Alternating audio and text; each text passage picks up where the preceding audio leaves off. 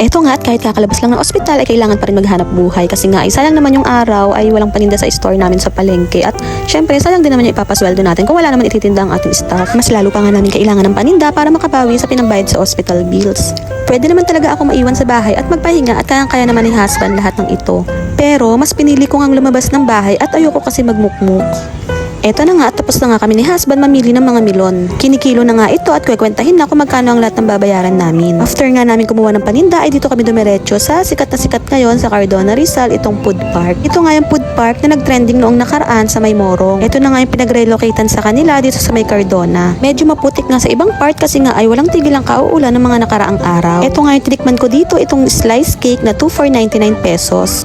After nga namin magmerienda ay dumiretso na kami sa Binangonan Public Market para ibaba na ang ating milon.